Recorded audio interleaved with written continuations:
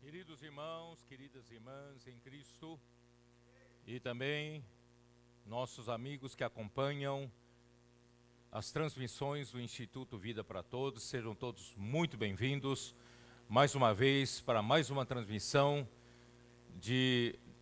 dentro do tema geral, Cristo, o centro conector da obra de Deus. Dessa vez nós chegamos à mensagem de número 23, pelo título de As Palavras Finais de Paulo aos Colossenses. A leitura da Bíblia é Colossenses capítulo 4, versículo de 5 até 18. Nós estamos, dessa vez, com muita alegria aqui em Manaus, diretamente do auditório onde nós reunimos as igrejas aqui dessa região amazônica, dessa região do norte do Brasil, e o Senhor tem nos abençoado muito, muito. Aqui é uma região difícil, transporte difícil, comunicação, logística, mas Deus tem nos dado guerreiros, né? O SEAP tem produzido, ainda que em um número não tão grande, mas nós temos uns guerreiros que atuam aqui na região, que tem feito grandes trabalhos, grandes coisas que o Senhor tem feito através deles.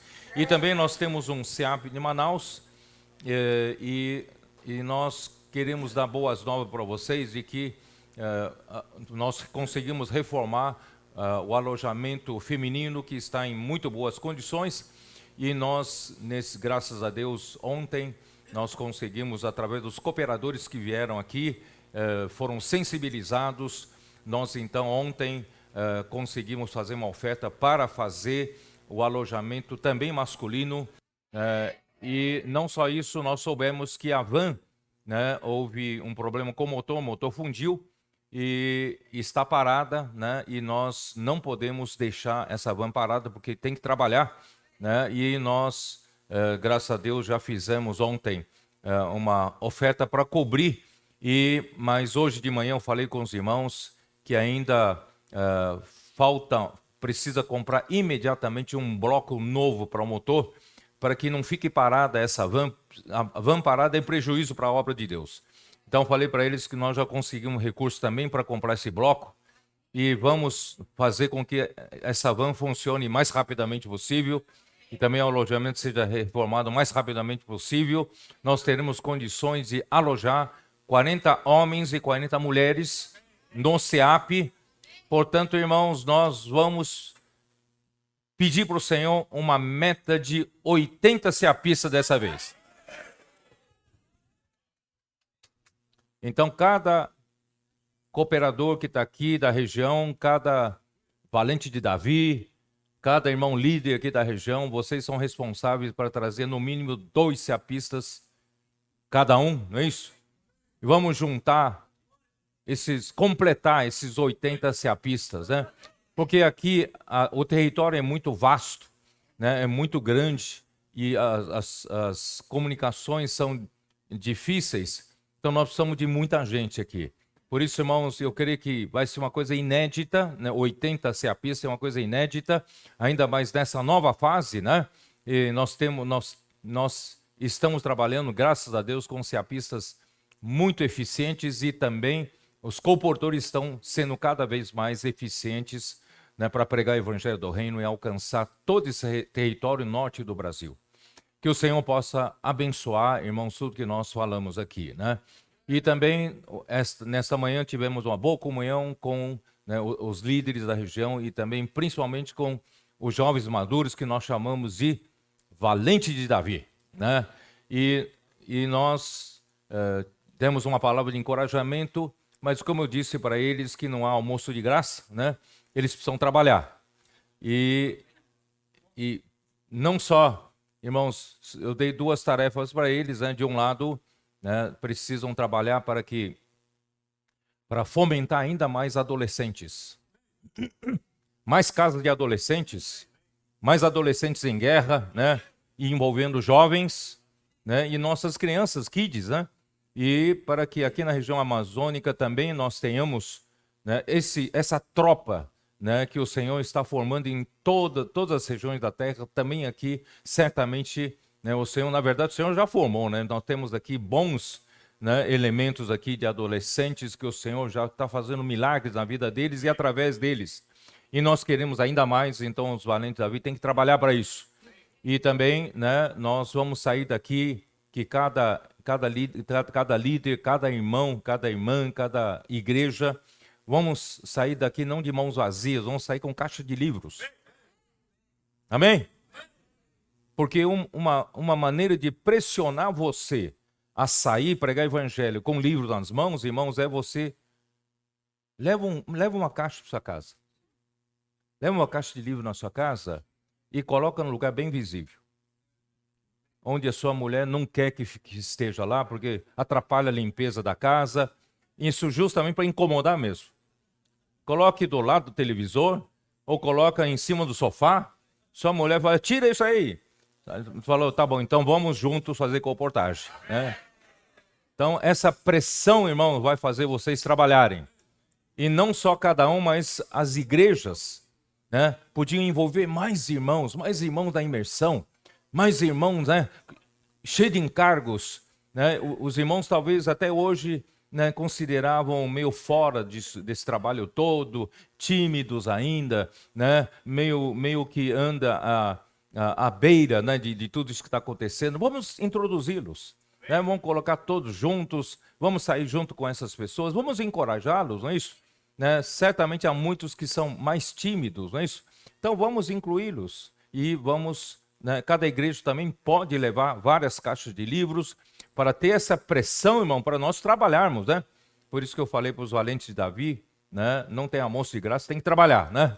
Aí, e o terceiro eles precisam ajudar a alcançar essa meta de 80 ceapistas.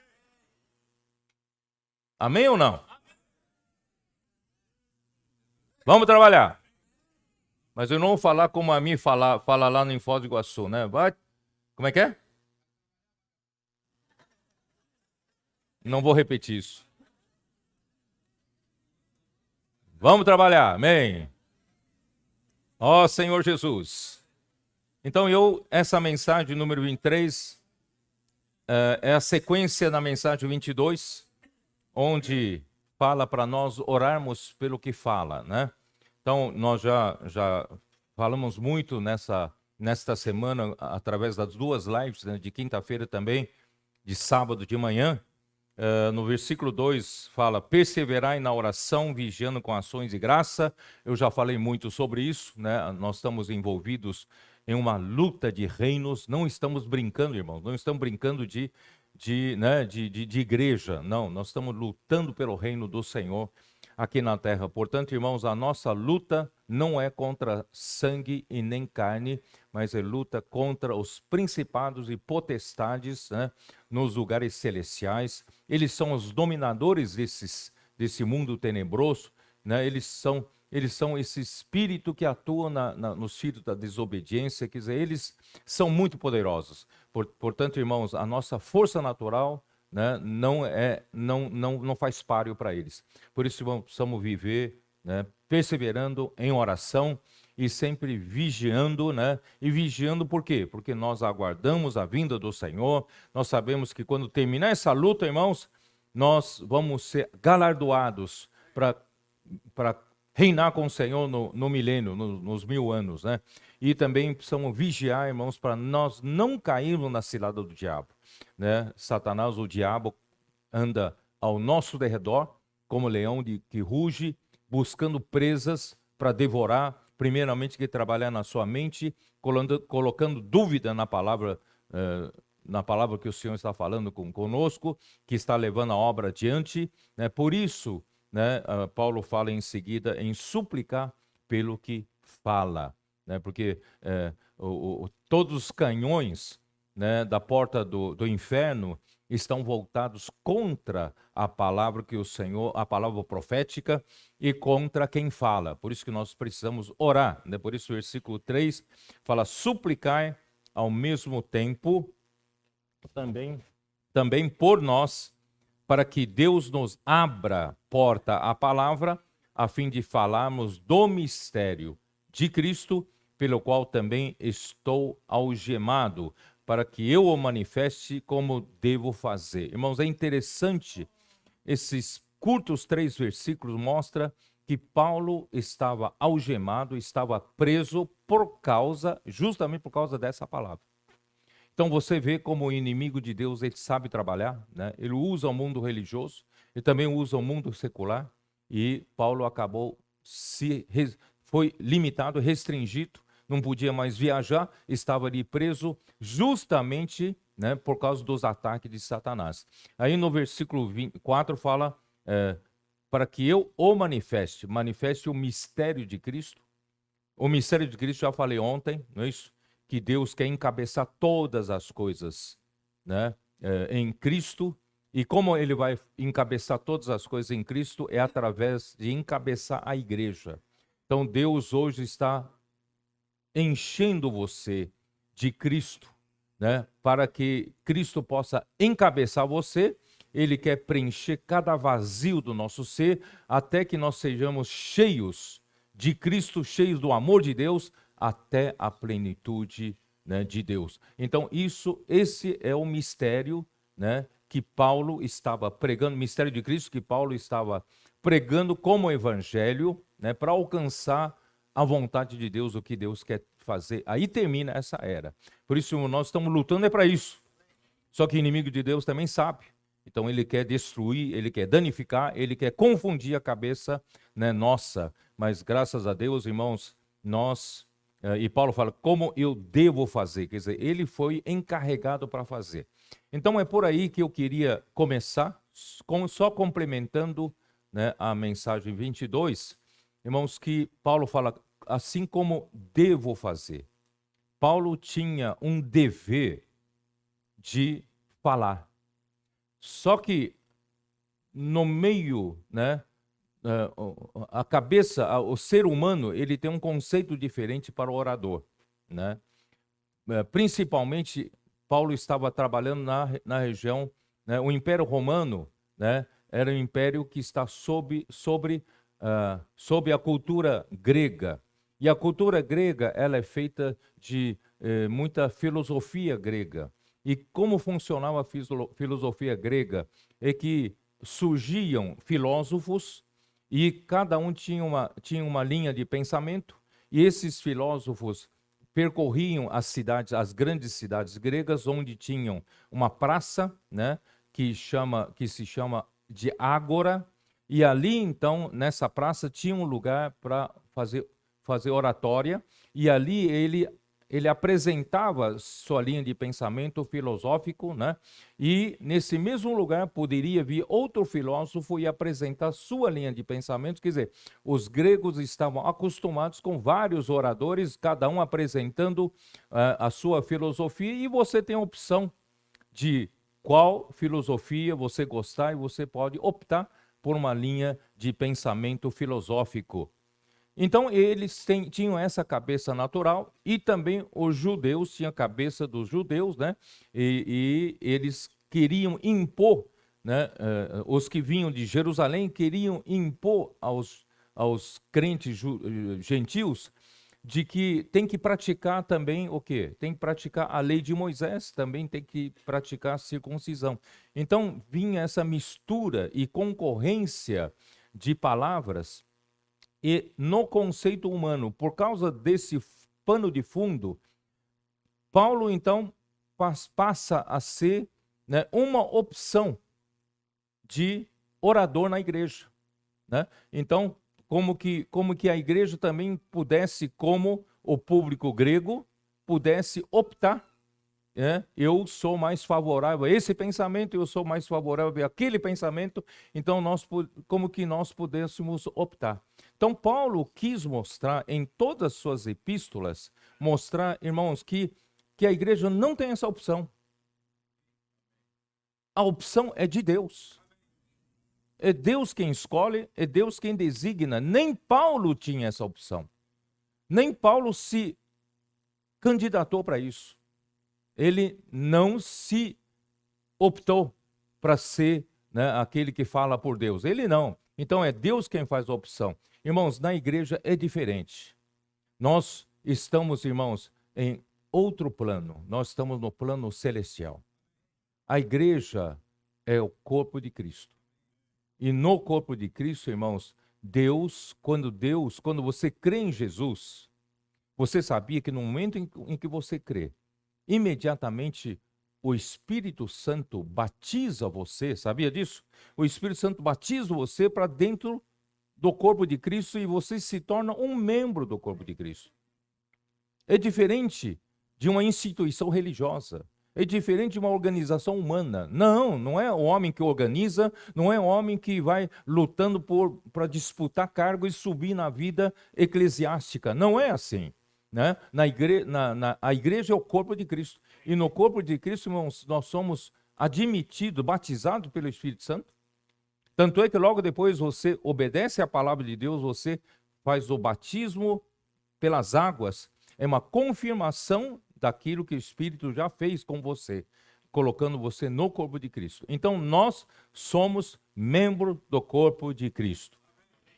Corpo é um só. Tem muitos membros, mas nós todos formamos um só corpo.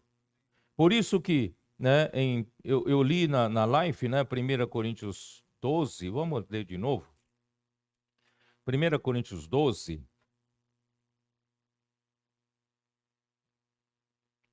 diz assim, versículo 12.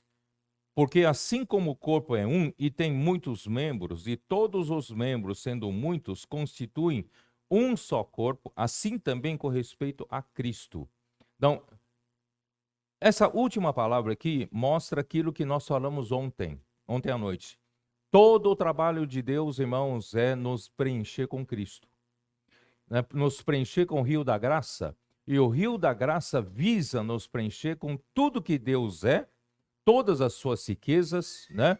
Todos os atributos divinos, tais como justiça, santidade e glória de Deus.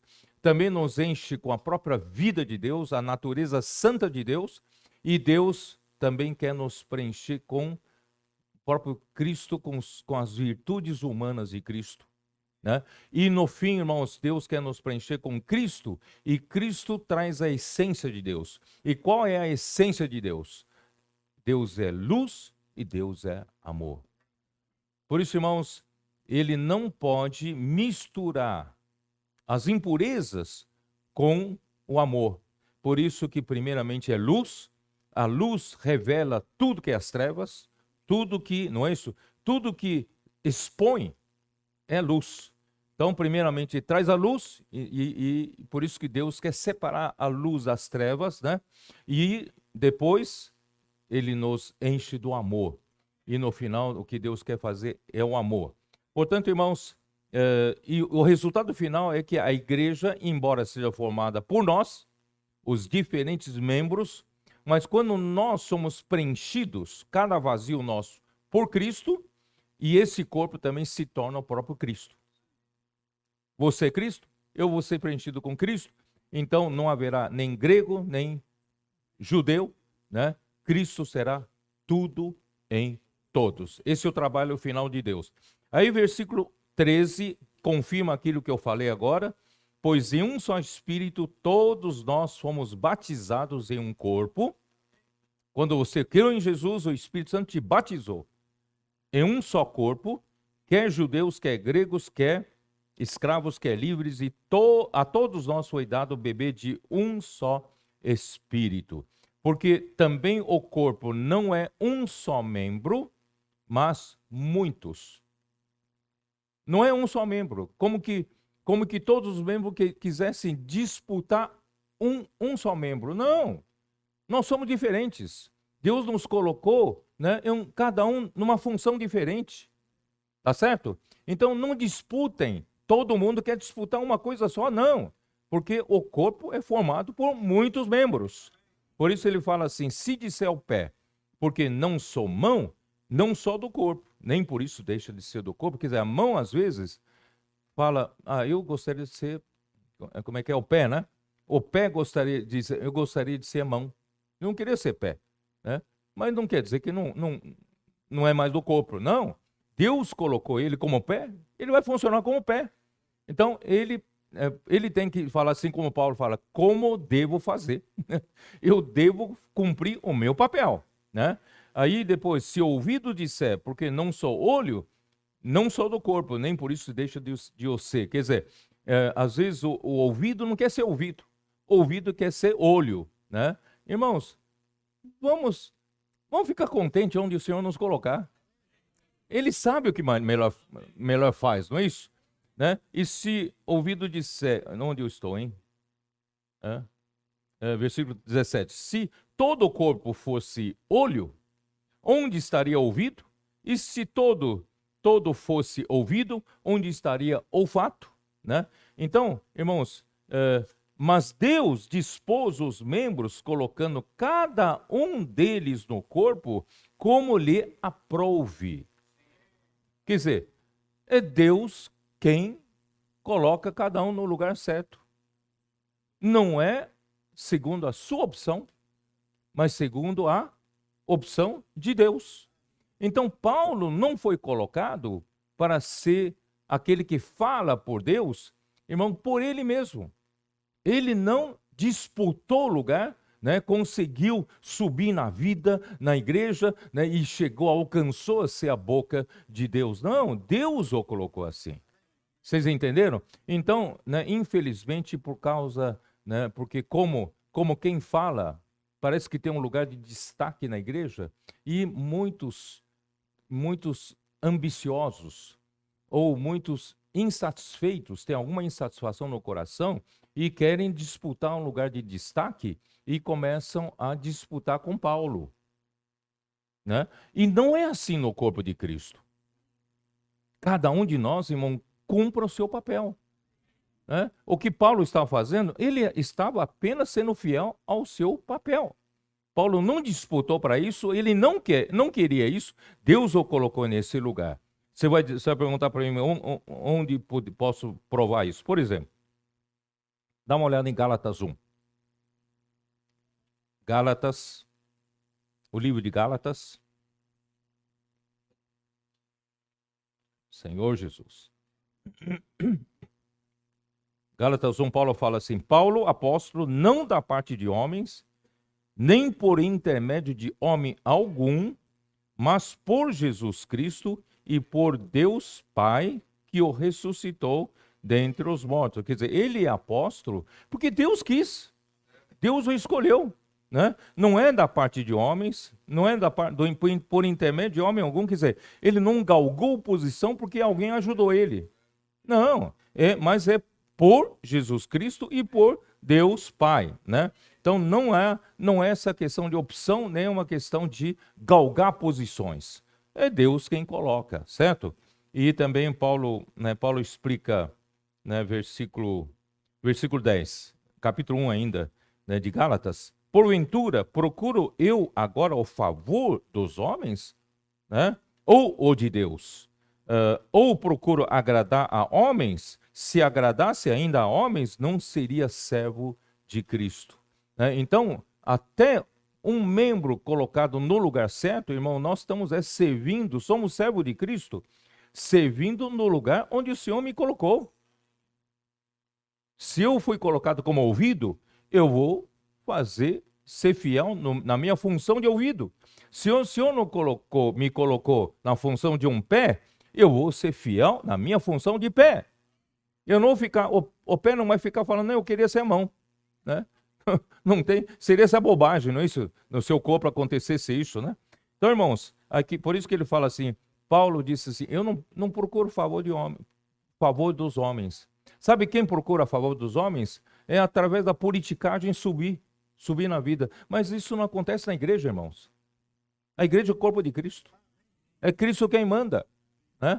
Ó Senhor Jesus.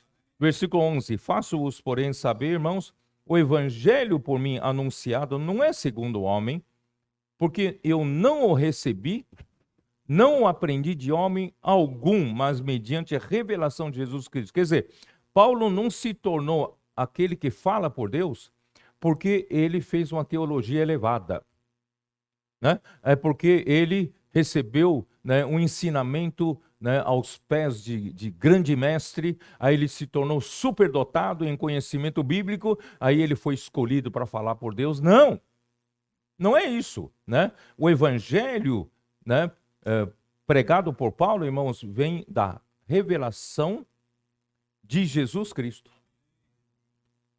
Jesus revela quem ele quer. Não é, né? Não depende de quem corre, quem quer e quem corre, mas Deus é quem revela. Jesus é quem revela, né? Porque ouvistes qual foi o meu proceder outrora no judaísmo, como sobremaneira perseguia eu a igreja e a devastava. Sabe por que Paulo falou isso aqui? Paulo quer dizer assim, se for pela escolha humana, eu seria o último a ser escolhido. Porque eu, além, né, de tudo, eu persegui a própria igreja. Eu não mereço.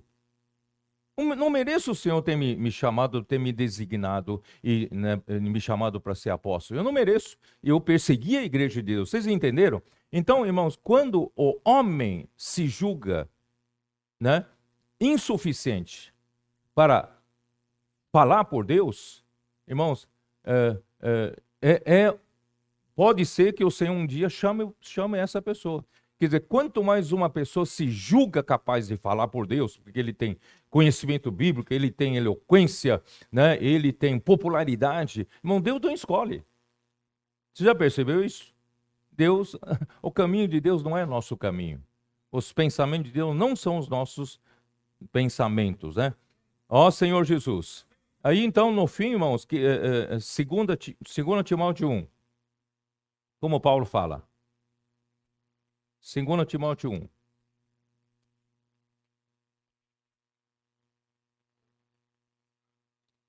Versículo 8, ele fala para Timóteo: Timóteo, não te envergonhes, portanto, do testemunho de nosso Senhor, nem do seu encarcerado que sou eu.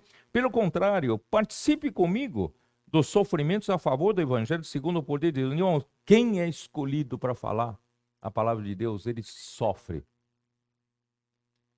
Ele sofre. Né? Participe comigo dos sofrimentos a favor do Evangelho segundo o poder de Deus. O Evangelho é o poder de Deus, mas quem anuncia é tacado. Então, não queira escolher ser a boca de Deus. Né? Então, Paulo, na verdade, né, ele não escolheria, mas, na verdade, quem conhece o caminho, irmãos, eu acompanhei o Ministério Mondong todinho. Eu presenciei, irmão, sofrimento dele, de mentiras, difamações, perseguições, né, injúria, irmão, e sofrimentos como dor de parto para gerar igrejas, para, né, os irmãos entenderem, irem para frente. Irmãos, quando eu vi essa vida de sofrimentos, eu falei para o Senhor: Senhor, se possível, passe de mim esse cálice. Porque eu conheço essa função, não é fácil não, né? Por isso ele fala assim, aí no versículo 10, e manifestada agora pelo aparecimento de nosso Salvador, Cristo Jesus, o qual não só destruiu a morte, como trouxe à luz a vida e a imortalidade mediante o Evangelho. O Evangelho, irmão, trouxe à luz tudo isso, tá? E olha que poder que tem esse Evangelho, é a palavra, né? Quando é trazida à luz, irmãos, a palavra faz a obra de Deus. O Evangelho é o poder de Deus. Aí no versículo 11 ele diz assim, para o qual eu fui designado pregador, apóstolo e mestre. Eu não me designei. Eu não fiz essa opção. Eu fui designado. Eu não tenho como me desvencilhar desse encargo. Se Deus designou a Paulo, Paulo não tem como ele dizer, Senhor, não. Se bem que ele gostaria de dizer, falar, Senhor, eu sou, quando ele fala assim, eu sou menor dos santos, ele não fala por modéstia, não. Ele fala, eu sou menor de todos os santos, porque ele foi perseguidor da igreja. Ele se sentia assim mesmo, tá? Ó Senhor Jesus, não sei como fazer vocês entenderem isso. Por exemplo, Moisés. Você acha que Moisés queria ser a boca de Deus? Aquele que falava por Deus, aquele, né, que tomava liderança de todo mundo quer ser, né? Todo mundo quer ser. Até o ponto de a sua própria irmã, seu próprio irmão, Miriam e Arão. O que é isso? Deus só fala por você? Deus também não fala por nós? Nós também somos profetas de Deus. Por que só você? Moisés não respondeu. O versículo seguinte, a Bíblia registra que Moisés era um homem mais manso de toda a terra. Irmãos, ele falou, na verdade ele fala, assim, coitado de mim, não fui eu quem escolhi, não. Vocês estão me pressionando, mas não sou eu, fui eu que escolhi, não. Vocês entenderam? Então é assim, irmão, o homem não escolhe. Não é opção do homem, é opção de Deus. Vocês têm que brigar com Deus, não é comigo, né? Então, aí Deus o ouviu. E Deus o indicou por ele. Deus falou, peraí, há profeta entre vocês que eu falo com eles em sonho ou em visões. Mas não é assim com o meu servo Moisés. Boca a boca fala com ele. Ele vê a imagem, ele vê as semelhanças, ele vê a silhueta de Deus. Não é isso? Então não fale assim com o meu servo Moisés, né? Então Deus é quem defende. Aí, então, eu falei na live, mas eu queria ler rapidamente com vocês. Quando Moisés foi chamado na sarça, vocês se lembram? Êxodo 3. Dá uma olhada rápida em Êxodo 3. Ó Senhor Jesus. Êxodo 3. Quando Moisés foi adotado pela filha, né, de Faraó, frequentou a melhor escola do Egito, né? Ele teve acesso à melhor educação e melhor cultura, né, do Egito. E ele, quando completou os 40 anos de idade, ele se achava capaz, ser o salvador do mundo, salvador do seu povo. Aí ele saiu para visitar o seu povo, que era maltratado, né, pelos egípcios, e ele se revoltou, né, e matou um egípcio que maltratava o seu povo. E aí ele soube que Faraó estava procurando para matá-lo. E aí ele fugiu para o deserto de Midian, com toda aquela cultura, aquela capacidade toda que ele adquiriu na melhor faculdade da época, não é isso? Irmãos, o Egito era como hoje, né, os Estados Unidos ou Inglaterra, aqueles, como é que chama aquelas melhores, a Harvard ou Oxford, né? Cambridge. Irmãos, ele frequentou a melhor faculdade. Só que esse melhor homem, esse que frequentou a melhor faculdade, ficou no deserto de Midian, todos os dias na frente de um rebanho, né? Não tinha mais onde exercer, executar aquilo que aprendeu por mais 40 anos. E foi nessa hora, irmãos, que ele já se sentiu imprestável, incapaz. Deus então chama. Dá uma olhada aqui em Êxodo capítulo 3, né? Ó Senhor Jesus. Versículo 1. Apacentava Moisés o rebanho de Jetro, seu sogro, sacerdote de Midian, e levando o rebanho para o lado ocidental do deserto, chegou ao monte de Deus, a Horebe. Apareceu-lhe o anjo do Senhor numa chama de fogo, no meio de uma sarça. Moisés olhou, e eis que a sarça ardia no fogo, e a sarça não se consumia. Irmãos, aos 40 anos de idade, ele pensava que Deus precisava da sarça para ter o fogo. Mas aos 80 anos de idade, ele percebeu que Deus não precisa de sarça como combustível. Ele precisava de sarça só como suporte, como canal. Nas palavras de hoje, irmão, nós somos canais de Deus, canais do rio da graça, né? Então disse consigo mesmo: irei para lá e verei essa grande maravilha, porque a sarça não se queima. Vendo o Senhor que ele se voltava para ver, Deus, no meio da sarça, o chamou e disse: Moisés, Moisés. Ele respondeu: eis-me aqui. Deus continuou: não te chegues para cá, tira a sandália dos pés, porque o lugar onde estás é terra santa. Disse mais o Senhor: eu sou o Deus de teu pai, o Deus de Abraão, o Deus de Isaque e o Deus, né, de Jacó. Moisés escondeu o rosto porque temeu olhar para Deus. Disse ainda o Senhor: certamente vi a aflição do meu povo, e que está no Egito, e ouvi o seu clamor por causa dos seus exatores. Conheço-lhe o sofrimento, por isso desci a fim de livrá-lo da mão dos egípcios, para fazê-lo subir daquela terra a uma terra boa e ampla, terra que manda leite e mel, o lugar do cananeu, do eteu, do amorreu, do ferezeu, do eveu e do jebuseu, pois o clamor dos filhos de Israel chegou até mim, e também veio a opressão com que os egípcios o estão oprimindo. Vem agora, e eu te enviarei a Faraó, para que tires o meu povo, os filhos de Israel, do Egito. Quem chamou foi Deus. Quem o enviou? Quem enviou foi Deus para essa tarefa, né? Aí ele fala assim, aí então disse Moisés a Deus: quem sou eu? Irmão, geralmente o vaso escolhido, ele não se julga capaz. Quem sou eu, né? Para ir a Faraó e tirar do Egito os filhos de Israel? Deus lhe respondeu: eu serei contigo, e esse será o sinal de que eu te enviei. Depois de haveres tirado o povo do Egito, servireis a Deus neste monte. Disse Moisés a Deus: eis que quando eu vier aos filhos de Israel e lhes disser: o Deus de vossos pais me enviou a vós outros, e eles me perguntarem: qual é o seu nome?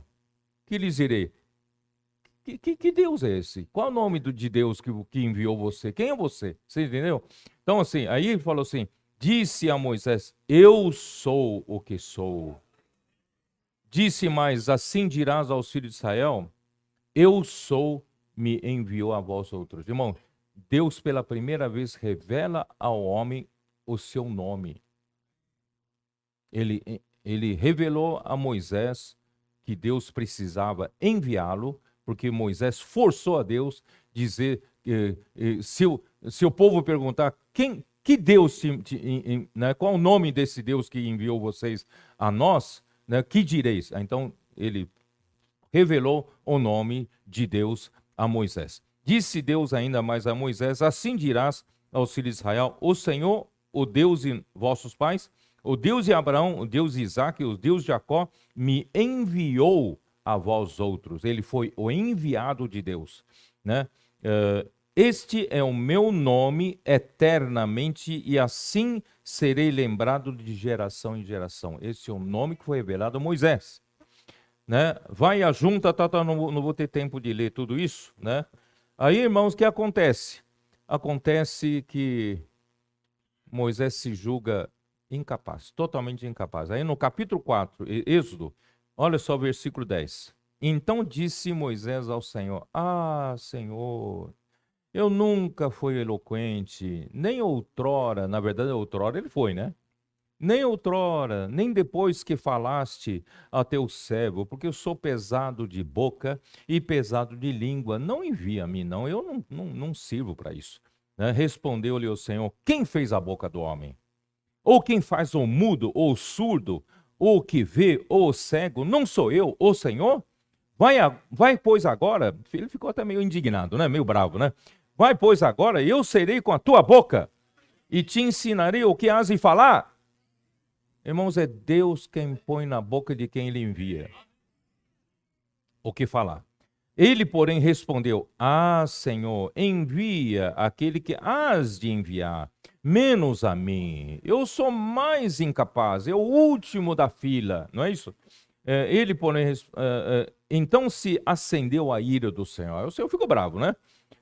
Contra Moisés e disse: Não é Arão o levitas teu irmão? Eu sei que ele fala fluentemente, ele é eloquente, mas eu não escolhi ele, escolhi você, né? E eis que ele sai ao teu encontro e vendo-te se alegrará em seu coração.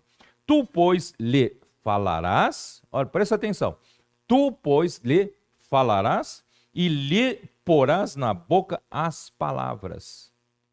Na verdade, Deus põe a palavra na boca de Moisés. E Moisés então pega essa boca, essa palavra que Deus põe na sua boca, põe na boca de Arão. Entendeu? Então, e eu serei com a tua boca e com a dele, e vos ensinarei o que deveis fazer. Ele falará por ti ao povo, ele te será por boca, e tu lhe será por Deus. Questão de boca, certo? Toma, pois, esse bordão na mão e com o que has de fazer os sinais. Aí ontem, o Remilton, né, Remilton? Você me mostrou com Jeremias, foi a mesma coisa. Dá uma olhada com Jeremias, capítulo, né, Jeremias? Vocês têm um Jeremias aqui, tá? Jeremias, capítulo 1.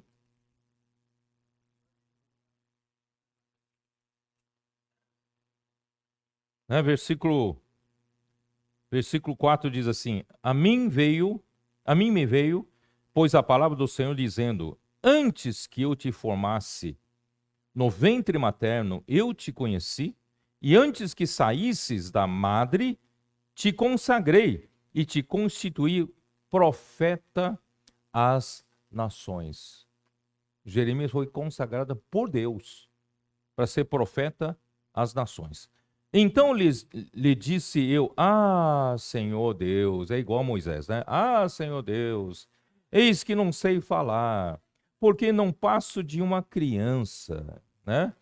Mas o Senhor me disse: Não digas, não passo de uma criança, porque a todos a quem eu te enviar, irás, e tudo quanto eu te mandar, falarás. Questão de falar, falarás. Né? Não temas diante deles, porque eu sou contigo para te livrar, diz o Senhor. Depois estendeu o Senhor a mão, tocou-lhe na boca, e o Senhor me disse: Eis que ponho na tua boca as minhas palavras. Não se preocupe, eu vou pôr na tua boca as minhas palavras. Portanto, irmãos, um profeta enviado por Deus para falar ao povo de Deus, ele não fala as suas próprias palavras. Ele tem que falar a palavra que o Senhor puser na boca dele, tá? Né? Olha que hoje te constituo sobre as nações e sobre os reinos, para arrancares e derribares, para destruíres e arruinares, e também para edificares e para plantares. Tá? Então, só para vocês entenderem, irmãos, que no plano de Deus, irmãos, as coisas não são iguais no plano do homem. No plano do homem, o homem pode escolher que time você torce. Flamengo? Aqui no Norte e no Nordeste só tem flamenguista e corintiano, né? Não? É? Vasco também? Vascaíno, né? Ah, Flamengo ou Vasco, né? Ó Senhor Jesus. Mas na igreja não é assim. Eu gosto desse pregador. Eu gosto daquele pregador. Irmãos, isso é coisa do homem, isso é coisa do plano terreno. Mas no plano celestial é Deus quem escolhe. Né? E cabe a nós, irmãos, é importante ouvir a palavra de Deus. Deus é responsável pelo canal que ele escolhe. E quanto a eu, só quero ser fiel à palavra de Deus, que vem por meio do canal que ele escolhe. Irmão, não é para exaltar o homem, mas é para dar atenção à palavra de Deus. Porque a palavra de Deus é que faz a obra de Deus.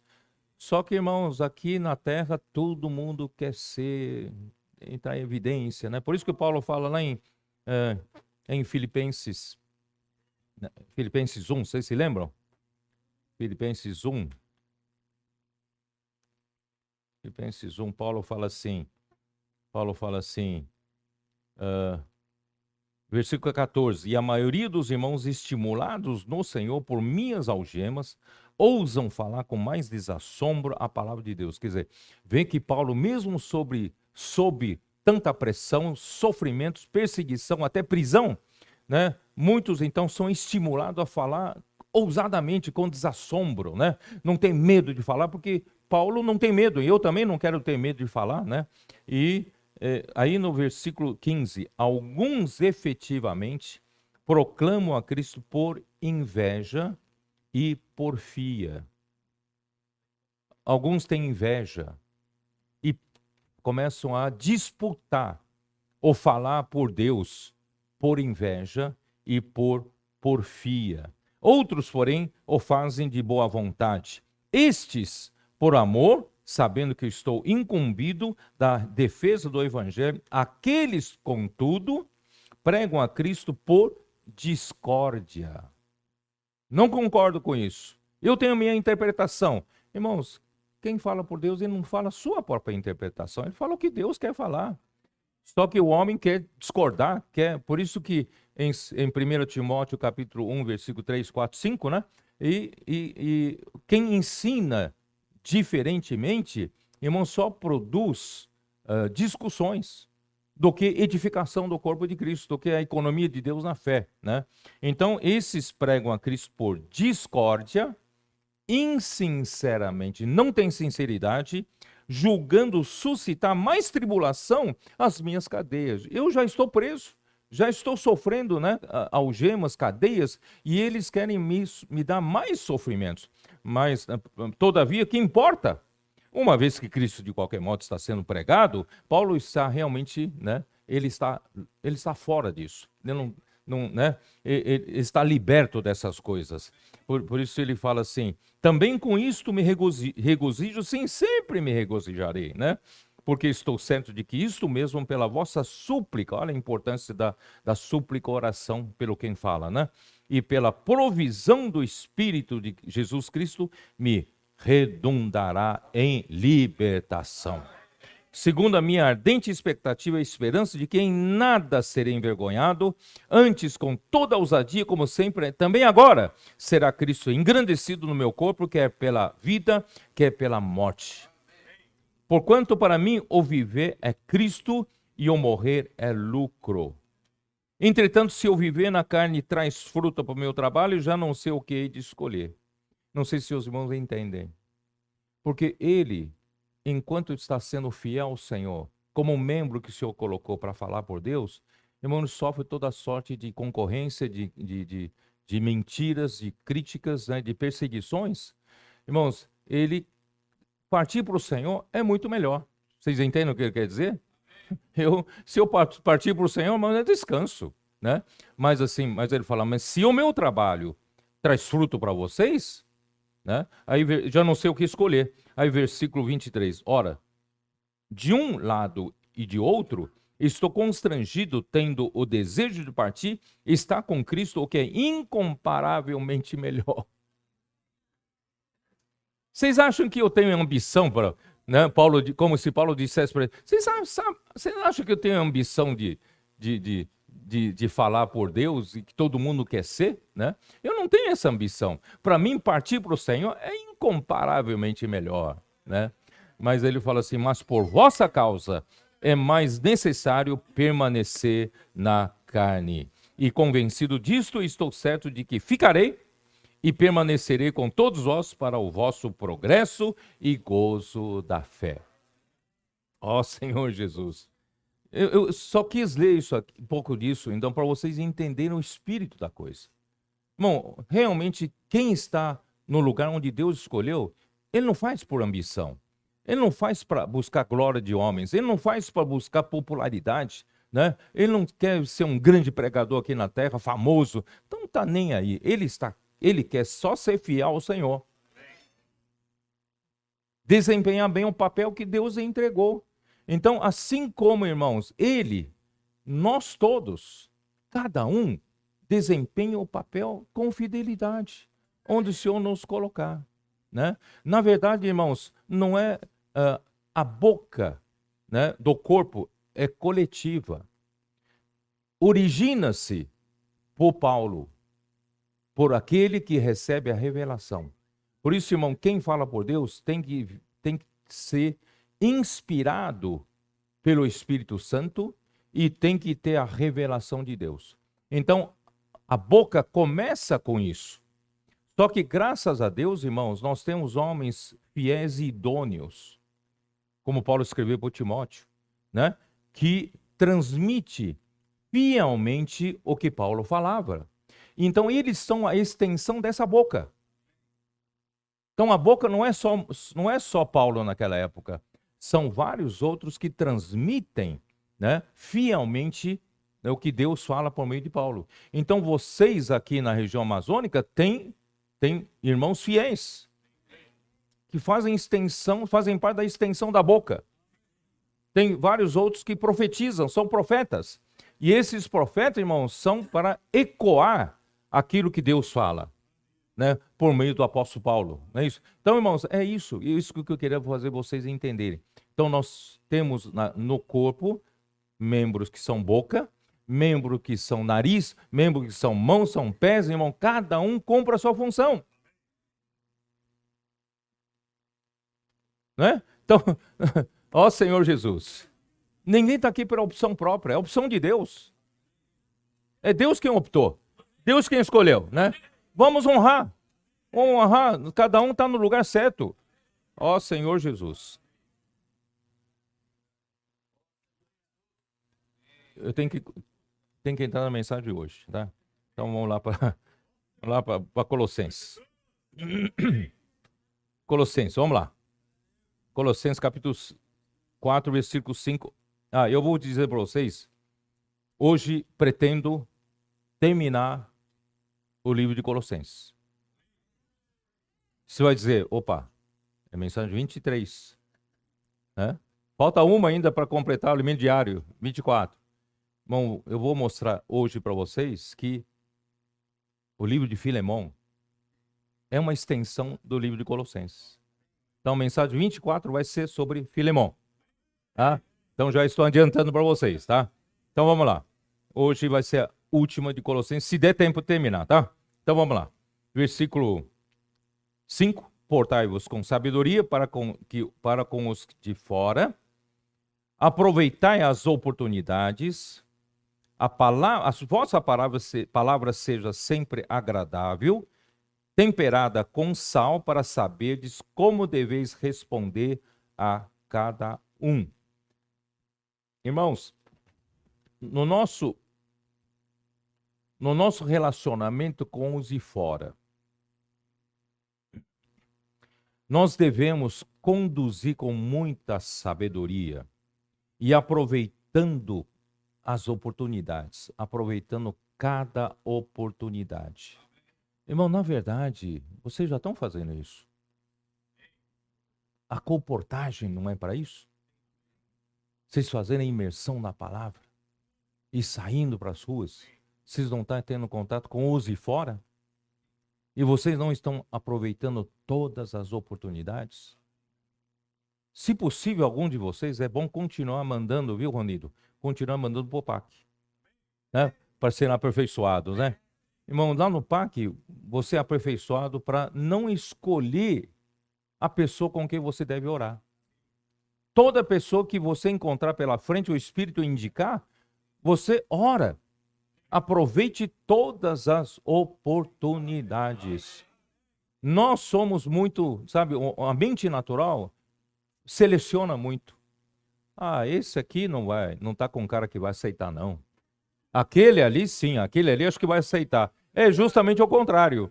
Você vai, aquele que parece que está bravo, né? Tá com ar sério e tal, e vai lá, ele amolece todo e chora na tua frente. Então, irmãos, não escolha. Aproveite todas as oportunidades. Posso orar por você? Posso orar por você? Posso orar por você? Irmãos, vamos redimir o tempo, remindo o tempo, né? Ó Senhor Jesus. Então, no nosso, aqui diz assim, remindo o tempo, essa palavra remir, aproveitando as oportunidades, a palavra remir, que é redimir, resgatar, mediante um preço, né? O preço, irmãos, é às vezes passar vergonha. O preço, às vezes, receber um não. Irmão, não importa, vamos pagar esse preço. Vamos remir o tempo, né? Ao Efésios 5, Paulo também fala sobre remir o tempo. Vamos lá. Efésios 5, versículo 15 em diante. Portanto, vede prudentemente como andais, não como nécios, e sim como sábios, remindo o tempo, porque os dias são maus. Irmão, você tem que remir o tempo.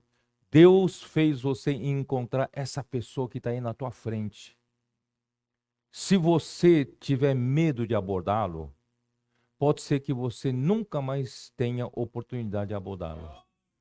Porque os dias são maus. Eu vou falar no outro sentido, os dias são maus. Os dias são maus. Quem sabe amanhã ele já se perde. Amanhã alguma coisa acontece com ele, nunca mais ele terá oportunidade. Por isso, irmãos, vamos ganhar tempo, remir o tempo. Não tenha vergonha de abordar, né? Você não sabe quem precisa, mas Deus sabe quem precisa, né? Vamos remir o tempo, porque os dias são maus, né? Quantas pessoas, né? Aquela senhora que encontraram na Avenida Paulista, lá em São Paulo, não é isso? Ela estava num desespero só. Tudo estava dando errado na vida dela. Era uma cristã que orava também com as pessoas. Naquele dia, ela queria se matar, né? Se atirar na frente dos carros na própria Avenida Paulista, em São Paulo. Irmãos, se os irmãos não tivessem abordado ela, você não sabia, os dias são maus. Você não sabe quando ela vai ganhar a salvação. Quando vai ter outra oportunidade. Graças a Deus, os irmãos foram obedientes ao Espírito, foram lá e abordaram ela. Irmão, estou citando apenas um exemplo dentre muitos, né? Os comportores estão tendo essa experiência todos os dias. Por isso, irmão, vamos remir o tempo, né? Os dias são maus. Por essa razão, né? Não vos torneis insensatos, mas procurai compreender qual é a vontade do Senhor. Fazendo assim, você vai entender qual é a vontade do Senhor. E para isso, irmão, não vamos ficar entorpecidos com as coisas desse mundo. Não vos embriagueis com vinho desse mundo, no qual há dissolução, mas enchei-vos do Espírito. Por isso, irmãos, aí vem a função, irmão, da palavra. A palavra nos dá direção, e a palavra precisa, né? Você precisa se aprofundar, precisa mergulhar na palavra. E ontem nós ouvimos até uma pessoa, né? Não sei se é cristão, não sei se é cristão, mas deu um conselho para nós. Não é isso? Como é que é? Quem ouve, esquece, né, Rafael? Como é que você falou ontem, né? Quem ouve, esquece. Quem vê, imita. Né? Quem justifica, não faz. Mas quem faz, aprende. Vamos repetir? Quem ouve, esquece. Quem vê, imita. E quem justifica, não faz. E quem faz, aprende. Amém. Por isso, irmão, como vou aprender? Enchendo-nos do Espírito. Como? Falando entre nós. Falando entre nós. Falando entre nós. Falando entre nós. Então é para isso que serve a imersão na palavra. Né? Por isso que lá em Colossenses 3,16 fala: habite ricamente em vós a palavra de Cristo, instruí-vos e admoestai-vos mutuamente em toda a sabedoria. Nós estaremos, irmãos, enchendo-nos, né, do Espírito, enchendo-nos da palavra do Senhor, e nós remimos o tempo. Nós fazemos a vontade do Senhor a todo o tempo. Ó Senhor Jesus. Então, isso é portar-nos com sabedoria com os de fora, tá? Que a nossa palavra, né, Bom, eu vou continuar aqui. 1 Pedro, capítulo 3, versículo 14, como diz? 1 Pedro 3, 14. Ora, mas, ainda que venhais a sofrer por causa da justiça, bem-aventurados sois. Não vos amedronteis, portanto, com as suas ameaças, nem fiqueis alarmados. Antes, santificai a Cristo como Senhor em vosso coração, estando sempre preparados para responder a todo aquele que vos pedir razão da esperança que é em vós. Que esperança?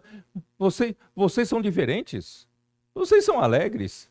Vocês são cheios de esperança. Né? O que vocês têm? Né? Então eles pedem muitas vezes a razão da esperança. Vocês têm esperança. Eu preciso dessa esperança, eu preciso dessa alegria. Vocês já encontraram pessoas assim, né? Então, irmãos, quando tem que estar pronto. Não vai encontrar você desanimado, encontrar você cabisbaixo. Por isso, né, tem um grito de guerra. Não olha para o chão. Levanta a cabeça, amém. Ó Senhor Jesus. Fazendo, todavia, com mansidão e temor, com boa consciência, de modo que naquilo em que falam contra vós, outros fiquem envergonhados que difamam o vosso bom procedimento em Cristo. Irmãos, tem gente que fala contra nós porque Satanás quer nos atacar, né, nos maldizendo, né, sobre nós. Mas, irmãos, se nós temos um bom procedimento, nós temos a realidade no nosso viver, irmãos, isso vai provar mais forte do que qualquer outra coisa. Pode nos difamar, mas, irmão, nosso bom procedimento vai provar que estamos vivendo a realidade do reino dos céus. Ó Senhor Jesus, vamos lá, vamos continuar. Versículo, né, eu li aqui. Então, a nossa palavra seja sempre agradável, temperada com sal, para sabermos como responder a cada um. Irmãos, Mateus 5,13, nós já lemos isso. Nós somos o sal da terra, né? Vamos lá, Mateus 5,13. Senhor Jesus.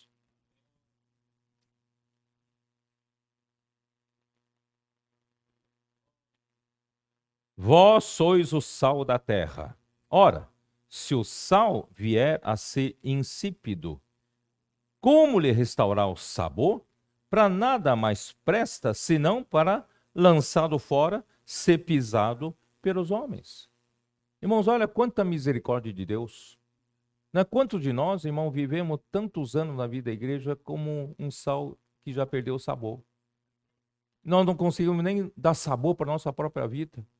Estava tudo ali no convencional, no tradicional, mas Deus teve tanta misericórdia de nós, irmãos, agora nos acordou.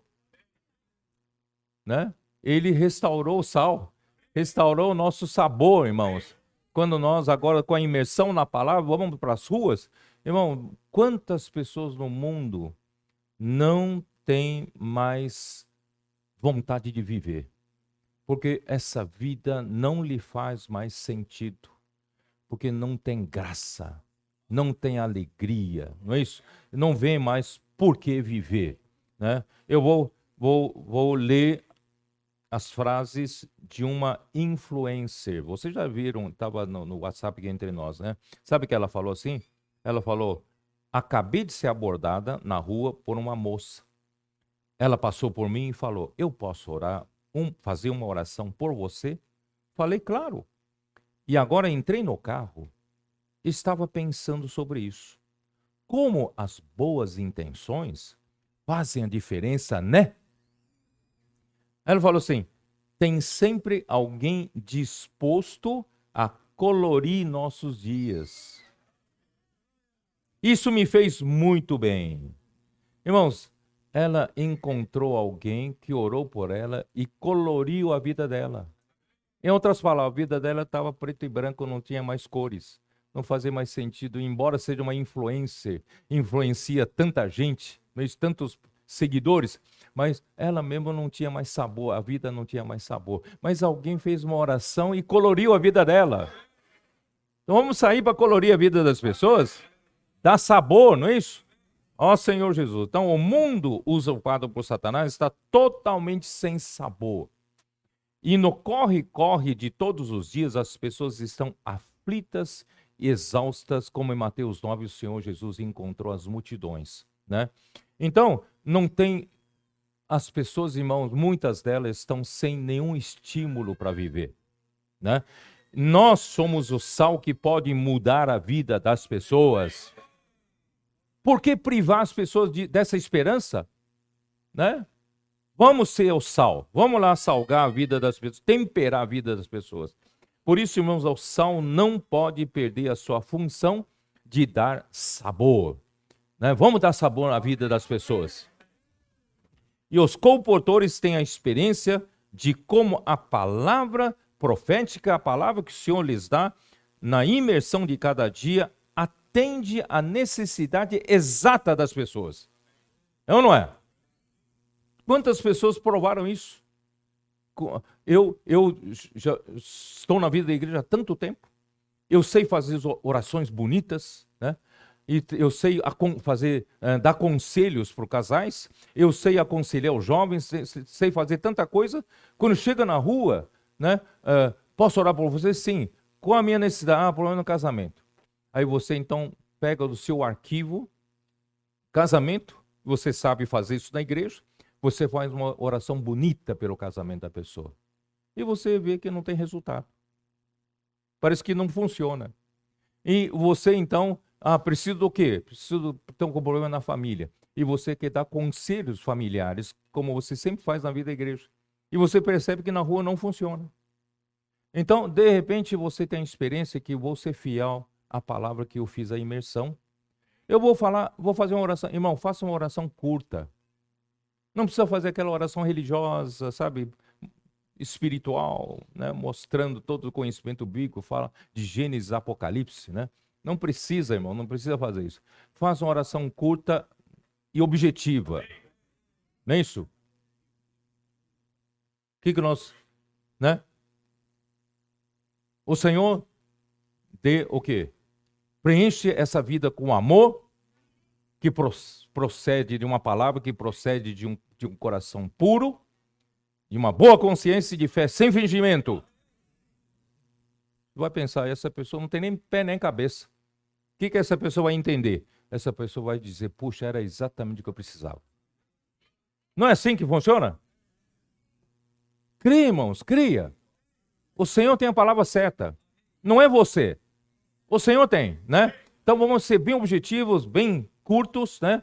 E deixa toda aquela bagagem que você sabia fazer na vida da igreja para trás. Deixa ser guiado pelo Espírito. Cheio da palavra, cheio do Espírito e cheio da palavra de Cristo. Amém? Hein? Pura boia? Amém. Então, irmão, capítulo 4 de Efésios, versículo 29. Senhor Jesus. Efésios 4, 29, como diz: não saia da vossa boca nenhuma palavra torpe, e sim, unicamente a que for boa para edificação, conforme a necessidade, e sim transmita graça aos que ouvem. Irmãos, a palavra boa para edificação, conforme a necessidade, não é segundo o seu conceito. Deus sabe o que a pessoa precisa. Então você precisa estar atualizado com falar de Deus. Você precisa estar em dia, né, através da imersão na palavra, e você vai dar para a pessoa o que a pessoa precisa, né? E você vai, a sua palavra será para edificação, tá? Então agora vamos continuar lá em Colossenses. Vamos lá, vamos dar sequência que tem que terminar. Versículo 7. Quanto à minha situação, Tíquico, irmão amado e fiel ministro, e conservo no Senhor, de tudo vos informará. Eu vou-lo envio com o expresso propósito de vos dar conhecimento da minha situação e de alentar o vosso coração. Então, irmãos, Tíquico, então, era o portador dessa carta, que levou essa carta para os colossenses. E o objetivo de Deus ter mandado Tíquico, porque Tíquico acompanhou a Paulo e sabe da situação de Paulo na prisão, ele pode, né, passar para os irmãos as informações mais detalhadas sobre a situação de Paulo, para o conforto dos irmãos. É isso que o Senhor está cuidando de Paulo. Tá? E quem era Tíquico? Dá uma olhada em Atos capítulo 20, versículo 1. Atos 20, versículo 1. Cessado o tumulto, que tumulto era esse? Era o tumulto em Éfeso. Vocês se lembram? Já no final da permanência de Paulo em Éfeso, nos 3 anos que ele passou ali, no final levantou-se um grande tumulto. Aí o povo todo concorreu, né? Porque os adoradores, os que lucravam com o comércio como é que chama, dos nichos de Tiana, né? Perderam lucro, né? Perderam porque todo mundo se converteu e estavam deixando os ídolos para se converter ao Deus vivo. Então, esses que ganhavam dinheiro com os ídolos, né, com as imagens, perderam o lucro, então se levantaram um grande tumulto, querendo, na verdade, pegar Paulo, né, quem sabe matá-lo. E fizeram um grande tumulto e se juntaram no teatro de Éfeso. Né? Eu visitei esse teatro de Éfeso, né, realmente feito ali, tudo com pedras, ali na degraus, tá, um grande teatro. E ali, então, eles gritaram, né, Diana, né, como é que é? Grande é a Diana dos Efésios. E aí pegaram, né, Gaio e Aristarco, depois eu vou falar sobre Aristarco, né, e pegaram ele, né, e provavelmente, né, agrediram a eles, né. Mas o que eu quero ler é capítulo 20, versículo 1. Cessado o tumulto, Paulo mandou chamar os discípulos e, tendo-os confortados, despediu-se e partiu para Macedônia. Irmão, na verdade, todo mundo queria ser como Paulo, mas ninguém quer pegar a parte do sofrimento dele, né? Aí o versículo 2 assim, havendo atravessado aquelas terras, fortalecendo os discípulos com muitas exortações, de Macedônia ele se dirigiu para a Grécia, onde se demorou 3 meses na Grécia, né? E principalmente ali em Corinto, tendo havido uma conspiração por parte dos judeus contra ele, quando estava para embarcar rumo à Síria, determinou voltar pela Macedônia. Não sei se vocês sabem a geografia. Lá em Corinto, né, tinha um porto, ele podia ter pego um avião, perdão, o avião não, né? Não tinha avião naquela época. Pegar um barco e já navegava diretamente para a Síria, porque ele já queria voltar para Antioquia, para Jerusalém e Antioquia.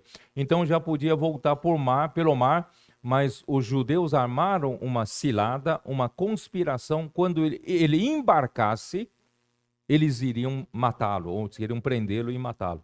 Então, quando Paulo descobriu isso, ele optou voltar por terra. Ele voltou por Macedônia, subiu para Macedônia, tá? Então, aqui no versículo 4, acompanharam-no até a Ásia, Sópatro de Bereia, filho de Pirro, Aristarco, segundo de Tessalônica, Gaio de Derbe e Timóteo, bem como Tíquico e Trófimo da Ásia. Então, Tíquico era da Ásia. Portanto, né, Tíquico era da região de Colossos, de Éfeso e Colossos, tá? Então, possivelmente, irmãos, lá em Éfeso, capítulo 6, versículo 21, dê uma olhada. Éfeso 6.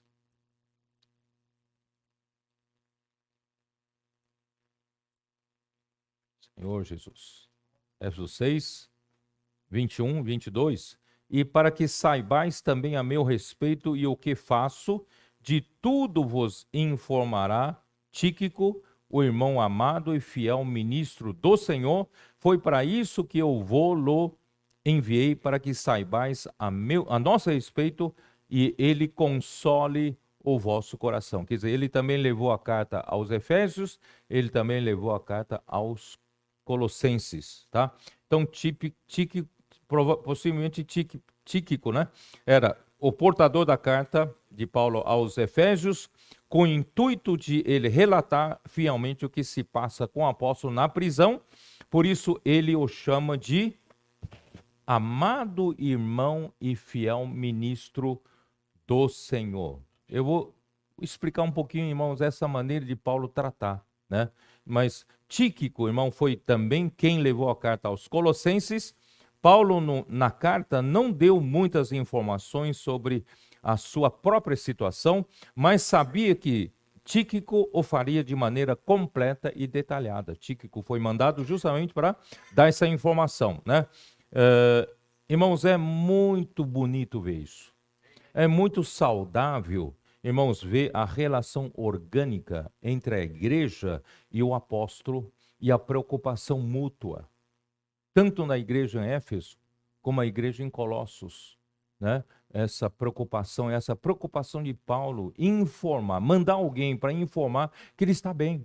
Embora esteja na prisão, mas ele está bem, Deus está cuidando dele, não é isso? E ele também queria saber as notícias dos irmãos, tanto em Éfeso como em Colossos. Irmãos, essa relação é bela demais. É uma coisa do corpo, não é organização humana, é coisa do corpo. Irmãos, graças ao Senhor nós temos essa ligação. Já é um tecido de amor, irmãos, que o Senhor está confeccionando, né, entre Paulo e essas igrejas. Deixa-me ver aqui. E a bela relação entre Paulo e Tíquico também merece atenção. Embora Paulo tivesse uma função tão mais importante do que Tíquico na obra do Senhor, ele o trata como o irmão amado e fiel ministro e conservo no Senhor. Irmãos, não há, é onde eu quero chegar, falar um pouquinho disso, porque depois que terminar as 24 mensagens, irmão, eu vou voltar para as 7 igrejas de Apocalipse. E ali eu vou mostrar o grande problema, irmãos, grande raiz da decadência, da degradação, irmãos, da igreja, em toda a história da igreja. E a hierarquia que surgiu na igreja. O clericalismo. Irmão, ali, irmãos, os bispos já são uma outra categoria, né? E é o clero, e os demais são leigos. E começou a ter esse tratamento diferenciado. Irmão, por causa dessa hierarquia, veio toda a corrupção, né? Você sabe que o homem tem dentro de si mesmo, né, essa ambição por posição. Você sabe, quando você tem uma posição acima dos outros e você então tem poder acima dos outros, e esse poder te traz privilégios, e esse poder traz a você um tratamento diferenciado, e esse poder, irmãos, fez irmãos, detonar um processo de que todo o clero foi reivindicando para si cada vez mais honra para si, cada vez mais um destaque para si. Irmãos, isso deformou a igreja. Por isso, irmãos, o Senhor quer fazer voltar para a igreja em Filadélfia. A igreja em Filadélfia é o quê, irmão? É um amor fraternal entre os irmãos. Irmão, nós somos irmãos. Não tem hierarquia na igreja. Tem respeito e honra, né? Pelo que o Senhor nos colocou na frente, pela função de cada um, mas não é hierarquia, não é posição. Ninguém aqui, irmão, tem uma posição superior aos outros, né? Irmão, por isso é bonito, irmãos. Isso é bonito que o Paulo falou, é meu amado irmão, fiel ministro de Cristo, meu conservo. Irmão, já pensou Paulo, a liderança da obra, ele tratar um irmão, né? O meu amado irmão. Irmão, isso é bonito, isso que é bonito. Eu não sei o quanto eu consigo arrancar meu coração para mostrar para vocês, irmão. É por aí que saiu a degradação, e é para esse caminho nós temos que voltar. Nós somos irmãos. Somos membros do corpo de Cristo. Cada membro tem que honrar outro membro. Não é isso? Bom, é para isso que nós estamos aqui, tá? Amém. Acho que só vou falar até aí, depois eu vou falar mais quando entrar nas 7 igrejas de Apocalipse. Vamos lá. Em sua companhia, vamos continuar ali na leitura de Colossenses 4, né? Versículo 9. Em sua companhia vos envio Onésimo, o fiel e amado irmão que é do vosso meio. Ele vos farão saber tudo o que por aqui ocorre. Irmãos, ele chama Onésimo de fiel e amado irmão. Quem é esse Onésimo? Onésimo era um escravo. Era um escravo que fugiu de seu senhor, Filemon, e que defraudou seu senhor para fugir. Provavelmente ele roubou alguma coisa para ter dinheiro para sobrevivência e fugiu para uma grande cidade que é Roma.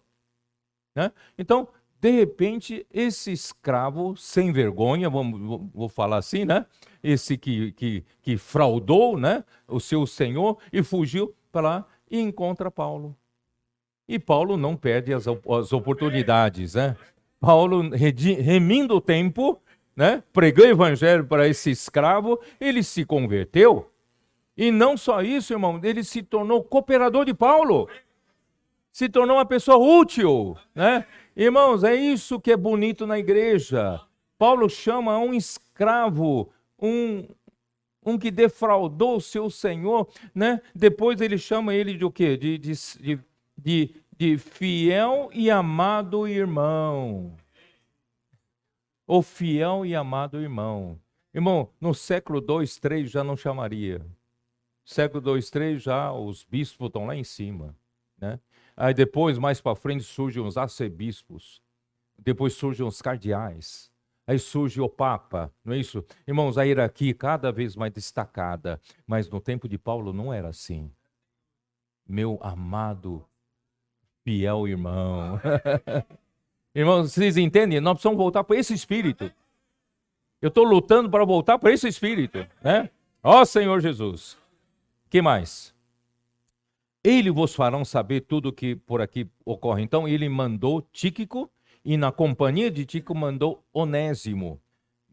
Por isso, irmãos, a mensagem 24, eu vou incluir dentro do encargo de Colossenses Filemon. Porque tem tudo a ver com Colossenses. Né? Por quê? Porque Paulo está mandando de volta um escravo fugitivo. E o seu senhor precisa entender, porque o seu senhor Filemon não deve estar entendendo nada. Paulo, que negócio é esse? Esse aqui fugiu de mim, roubou de mim, e agora você está mandando de volta ainda com essa honraria toda? Né? Ele é amado, é fiel, irmão, que negócio é esse? Então Paulo tinha que explicar para o Filemon, não tinha? Por isso que ele mandou a carta para o Filemon. E foi levado junto, essas duas cartas foram juntas. A carta aos Colossenses e a carta a Filemon, para Filemon não entender mal, né? Essa é para a próxima mensagem, não vamos falar agora, tá? Ó Senhor Jesus. E, irmãos, o Onésimo era um escravo que fugiu de seu senhor Filemon. O seu nome significa útil, né? Ele era um nome comum dado aos escravos na época. Acho que um escravo, quando se torna muito útil para o seu senhor, ele acaba dando o nome de útil, Onésimo. Mas mal sabe que esse útil fugiu, né?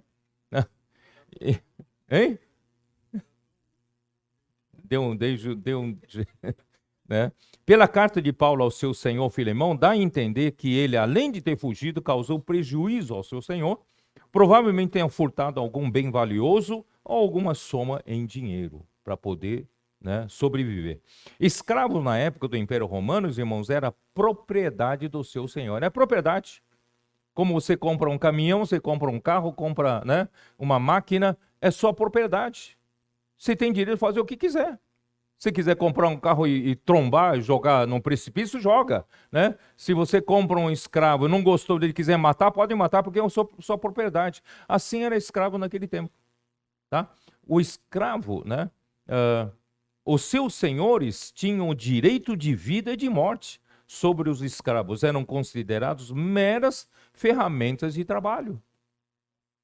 Né? Então, naquele tempo, não tinha escola para formação profissional. não tinham faculdade para formar engenheiros, não tinha nada disso. Naquele tempo era o quê? São campos, fazenda, né, tal. E de onde você ia buscar trabalhadores? Não é nos classificados do jornal, não. Né? Você tem que comprar escravos, né? Como se compra uma máquina, se compra um equipamento. E assim eram, tá? E os escravos eram o quê? Eram os povos, vinham de povos conquistados, por isso que ali havia guerras, né? Para poder um reino vencer o outro e pegar as pessoas desse outro reino para ser escravos, né? Assim é que tinham os recursos, né? Então um escravo vinha de um povo conquistado e o escravo também era escravo, alguém que nascesse de uma escrava, tá? Ou também se ter cometido algum crime específico, ele pode de repente se tornar um escravo, e por ser de algum povo derrotado e conquistado por outro, eu já falei, também podia se tornar escravo por causa de uma dívida. Você está com uma dívida, não tem como pagar, vira escravo, né? Ou o próprio pai podia vender o filho como escravo. Eu não tenho mais o que pagar, eu vou vender o filho como escravo para ter algum dinheiro, né? Irmãos, era comum os escravos fugirem para uma grande cidade como Roma, e pela providência de Deus, Paulo pregou o evangelho a Onésimo em sua prisão domiciliar, e este se converteu ao Senhor de maneira muito forte. O que eu quero destacar aqui é que Paulo, irmãos, ele não tinha preconceito social, né? Naquele tempo, Paulo, na verdade, não queria fazer uma revolução, a libertação da escravatura, né? A princesa Isabel, né? Paulo não tinha, não queria fazer essa revolução, mas Paulo queria ajudar as pessoas que estavam vivendo nesse regime, na igreja, não ter esse preconceito. Entendeu? Então, Paulo não tinha preconceito social, tratava Onésimo de fiel e amado irmão, que era do meio dos colossenses. Tíquico e Onésimo eram portadores da carta aos colossenses e também a Filemon. Ambos farão os irmãos saberem tudo o que ocorre com Paulo em Roma. Tá? Então, vou terminar aqui com saudações. Vamos lá, saudações. Saudai-vos Aristarco, prisioneiro no Senhor, e Marcos, primo de Barnabé, sobre quem recebesses instruções, e se ele for ter convosco, acolhei-o. Né? E Jesus, conhecido por justo, os quais são os únicos da circuncisão que cooperam pessoalmente comigo pelo reino de Deus, eles têm sido o meu lenitivo. Bom, eu vou explicar para vocês.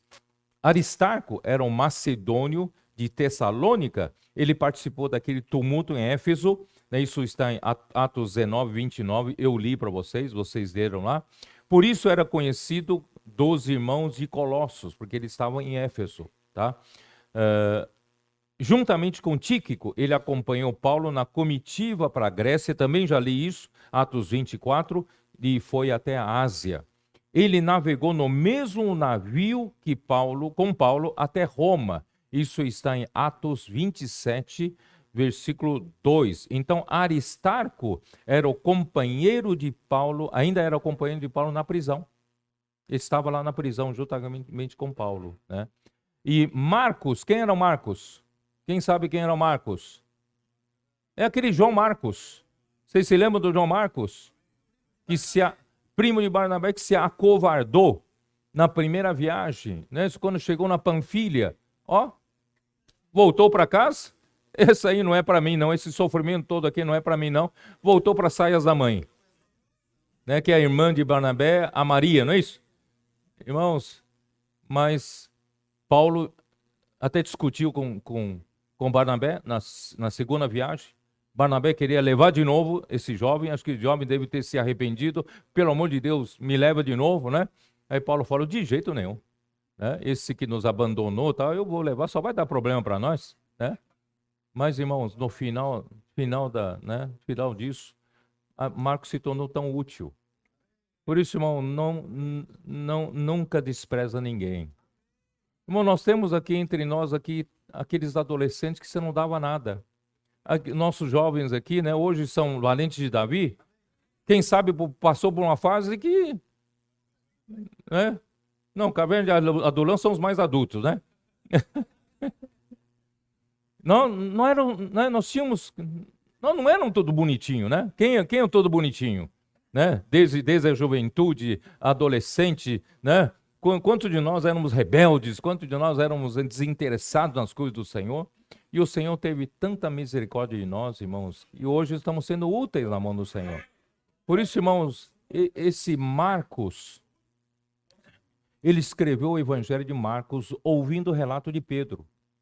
Ele também, buscando, investigando, não é isso? Ele escreveu o livro de Atos dos Apóstolos. Não é assim, não é isso o nome? Lucas, né, perdão. Lucas escreveu, né, o Atos dos Apóstolos. Então, Marcos escreveu o Evangelho de Marcos, não é isso? Então, irmãos, e no final das contas, ele foi ser cooperador de Pedro.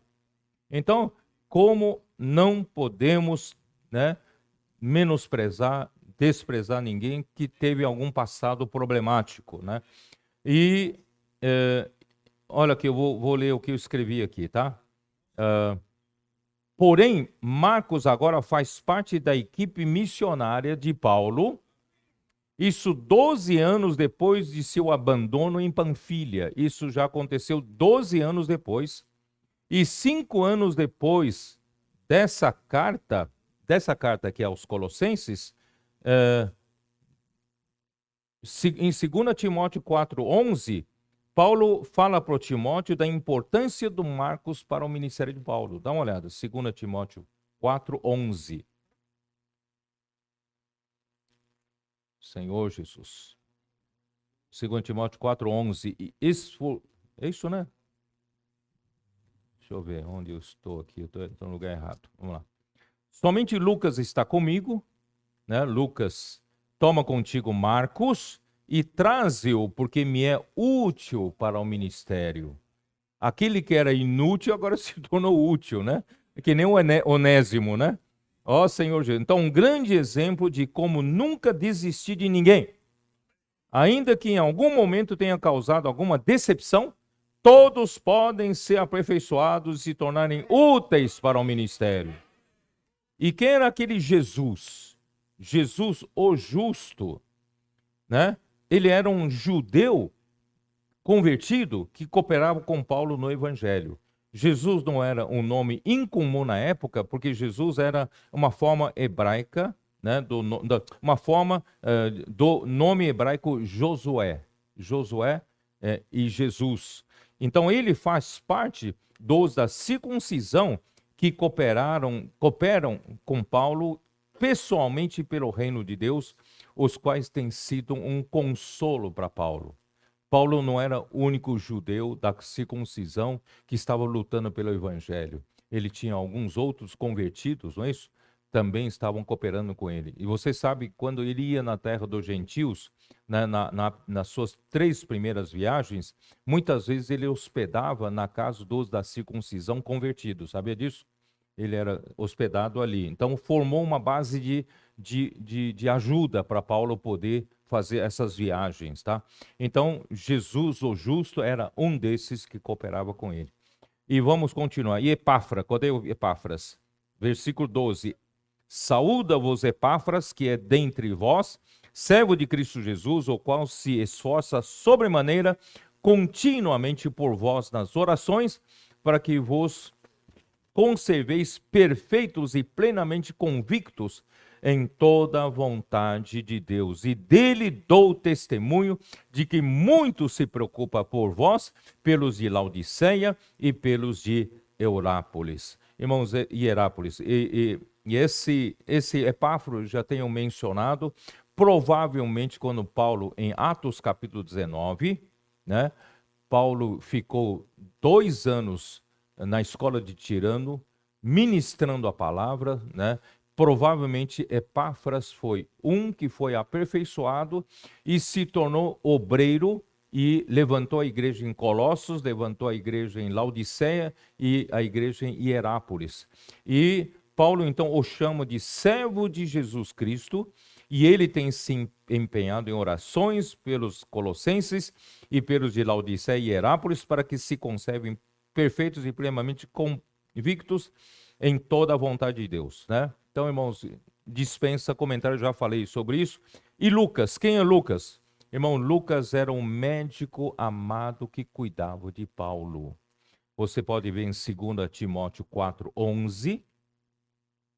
Porque eu faço questão de ler 2 Timóteo 4:11, porque em 2 Timóteo, Paulo fala que todos da Ásia me abandonaram. Mas, irmãos, Lucas não o abandonou, né?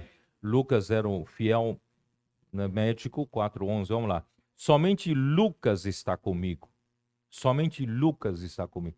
Irmão, Lucas acompanhava Paulo como médico pessoal dele. Cuidava da sua saúde. Até mesmo, irmãos, nos momentos finais de Paulo. Porque 2 Coríntios já é Paulo nos seus momentos finais. Ele foi martirizado ali, né? E Lucas ainda acompanhava ele. Graças a Deus, irmãos, tem, né, todos da Ásia abandonaram Paulo, mas ele tem alguns fiéis. E um dentro dos fiéis, não está aqui no livro de Colossenses, e eu quero citar Onesíforo. Vocês se lembram? Cadê Onesíforo? Né? Lá no capítulo 1 de 2 Timóteo, né? Versículo 15, ele fala: está ciente de que todos da Ásia me abandonaram, dentre eles cito Figelo e Hermógenes. Conceda, Senhor, misericórdia à casa de Onesíforo, porque muitas vezes me deu ânimo e nunca se envergonhou das minhas algemas. Antes, tendo ele chegado a Roma, me procurou solicitamente até me encontrar.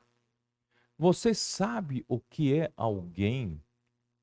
No tempo da segunda prisão de Paulo, Paulo foi preso na segunda prisão, segunda vez na prisão, por imperador Nero como um criminoso. E quem era associado ao criminoso está arriscado de ser preso e ser morto. Sabia disso? Por isso que todos abandonaram Paulo. Se eu falar, não, eu sou um com Paulo, eu estou seguindo a Paulo, você pode ser preso, pode ser morto no Império Romano. Ainda mais, imagina, em Roma. E Onesíforo se arriscou seu próprio pescoço, procurando, porque não sabia qual é a prisão que ele estava. E procurou solicitamente, onde está Paulo, onde está Paulo, onde está Paulo? Aí achou, né, Paulo e o confortou. Certamente lhe levou o que necessitava. Irmãos, olha só, né, que bonito. Embora haja muitos que abandonaram Paulo, mas há alguns fiéis. Não, isso aí já é outro capítulo, não quero entrar muito nesse assunto aqui, né? Onde mais? Vamos terminar ali. Deixa eu terminar, que o meu tempo já acabou. Vamos lá. Saudai, versículo 15, né? Saudai os irmãos de Laodiceia e Ninfa e a igreja que ela hospeda em sua casa, né? E uma vez lida esta epístola perante vós, providenciai para que seja também lida na igreja dos Laodicenses e a dos de a carta aos dos de Laodiceia, lede-a igualmente perante vós, né? E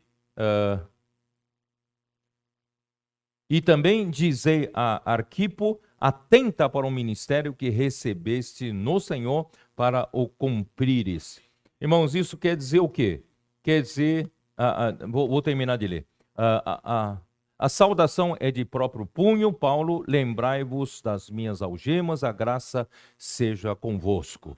Então vou terminar de explicar. Os irmãos de Laodiceia são mencionados, pois vivem, né, eles vivem na vizinhança de Colossos, sabe, né? Laodiceia,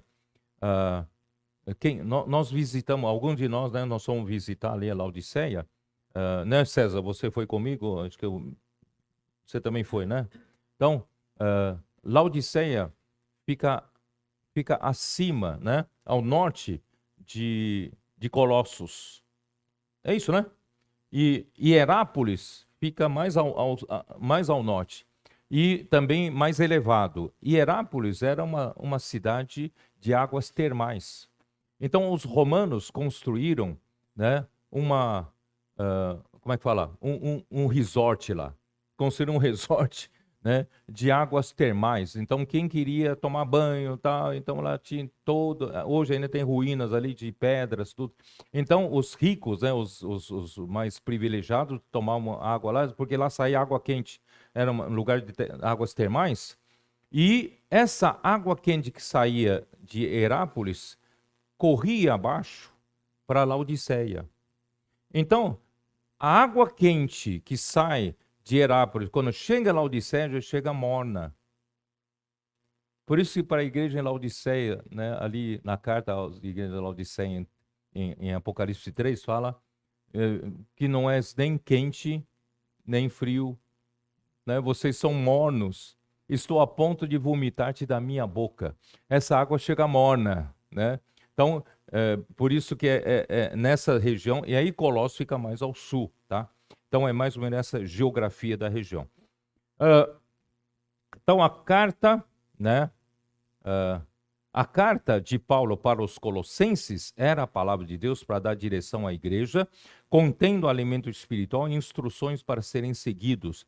E as cartas de Paulo eram encaminhadas e trocadas entre as igrejas como a palavra profética na época.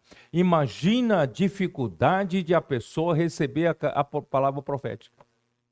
Por isso, irmãos, o Senhor precisou esperar 20 séculos para chegar neste exato momento, casando a condição espiritual da igreja com a tecnologia. Se vocês estão me percebendo. Antigamente, para chegar uma carta, tem que ser levado a cavalo ou outro meio de transporte. Sei lá quanto tempo, quantos dias, ou quantos meses, quantas semanas para chegar a uma cidade. E chegando a essa cidade, essa carta era lida para a igreja, né? Não tinha como imprimir, você não tinha isso aqui, certo? E depois era levado para ser lida em outra igreja. E a carta para outra igreja era lida nessa igreja. Irmão, como era difícil acesso à palavra profética. Irmãos, hoje, essa palavra que eu estou dando agora de manhã, à noite já todas as igrejas vão ter acesso. E hoje à noite mesmo, ou amanhã, né, Rafael? Cadê Rafael aí? Hein, Rafael? Já estarão as notas da mensagem. E pelo menos aí, hoje à noite, amanhã cedo, imersão de segunda-feira, já estará pronta. Que coisa maravilhosa! Por isso, irmão, o Senhor teve que esperar 20 séculos. Aí o Senhor permitiu que nesses 20 séculos expusesse o homem na degradação, para onde o homem pode cair na história da igreja. E graças ao Senhor, irmão, nós realmente estamos no final dos tempos. Não precisa esperar mais. Nós temos tudo na mão, né? Então, irmãos, um coração correto, amor à palavra profética, né? Habitar Cristo, fazer habitar a palavra de Cristo abundantemente em nós, praticando a palavra e com essa rapidez que nós temos de acesso à palavra profética, irmãos, nós vamos trazer o Senhor de volta. E Arquipo, irmão, devia ser um dos líderes da igreja em Colossos, que Paulo chamou de companheiro de luta lá em Filipenses, versículo 2. Não vou entrar em detalhes, porque eu vou entrar em Filipenses, né? Ele pode ter sido filho de Filemão. Paulo o exorta para cuidar do ministério que recebeu do Senhor Jesus. Embora, irmãos, cada um tenha um ministério que recebeu do Senhor, mas, irmão, todos os nossos ministérios são para um único ministério, que tem o objetivo de fazer a obra do ministério, que é a edificação do corpo de Cristo. E Paulo foi constituído ministro e dispenseiro principal da graça de Deus para dispensar o mistério de Cristo, Efésios 3, versículo de 2 a 11. Como líder da obra, Paulo encoraja Arquipo a cumprir o seu ministério. Então eu também ajudo para encorajar todos vocês a cumprirem o seu ministério. Não seja negligente. O Senhor colocou você no corpo de Cristo para o seu papel. Seja fiel, né, aonde o Senhor te colocou, seja fiel a esse ministério seu. Então, irmãos, embora Paulo tinha pessoas para escreverem cartas para ele, né, Mas ele fez questão de terminar essa carta escrevendo com o próprio punho as saudações finais. E ele pede para lembrarem das suas algemas. Irmão, não é fácil. Alguém preso. Imagina, irmãos, a segunda prisão. A primeira prisão, ele ainda tinha certas regalias. Ele podia alugar uma casa e um soldado romano ficava do lado dele, talvez ligado com a corrente, tá? Mas na segunda prisão, irmão, já era criminoso. Ele foi preso como criminoso. Ele era tratado, irmão, da pior maneira possível. Você imagina a higiene da época. Você imagina a falta de ventilação, a falta de, nos calabouços, né, nas prisões romanas, irmãos, no mau cheiro, né, em toda sorte de doença, irmão, era terrível, era terrível. Então Paulo lembra-se das minhas algemas. Ora por mim, que o Senhor me dê graças, né, para suportar todas essas situações. Irmãos, as algemas de Paulo devem nos encorajar a termos o mesmo espírito de martírio e de sacrifício e de entrega pelo Evangelho, pela obra de Deus e pela igreja. Por isso, irmão Paulo falou lá em Atos capítulo 20, eu uso as palavras de Paulo, as minhas, Atos 20, versículo 24, né?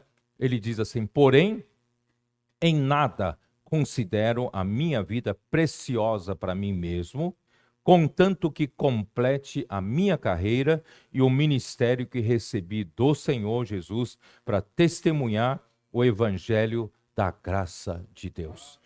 Realmente, quando chegou em 2 Timóteo, ele completou a carreira, né? E ele falou: eu sei que a coroa da justiça já me está guardada. Não somente a mim, mas a todos quantos amam a vinda do Senhor. Que essa palavra possa ter encorajado vocês a trabalharem mais aqui no norte do Brasil. Vamos levar o evangelho do reino, todas as partes desse mundo. Jesus é o Senhor.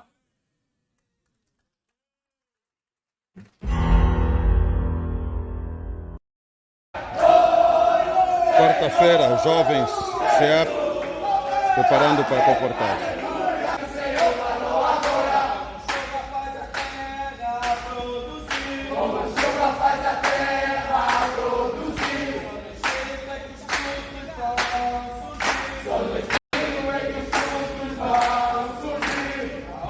Sim, jovem Adonise, eu gostei muito da prática que está a fazer essa atividade. De comportagem é uma atividade que as pessoas não conhecem muito, mas é uma atividade muito nobre, porque você faz a mesma coisa que os pregadores, só que você leva a mensagem através dos livros e as pessoas leem esses livros, mesmo você não estando mais lá, mas elas leem e são tocadas pela mensagem, ainda que você não saiba a transformação que a pessoa tem, mas Deus vê. Boa continuação, muito obrigado. A obra, ela não para, ela marcha. Então, todas as coisas contribuem para o bem daqueles que amam o Senhor. Amém. Deus abençoe esse trabalho e continue assim, Amém. trabalhando para o reino. Amém.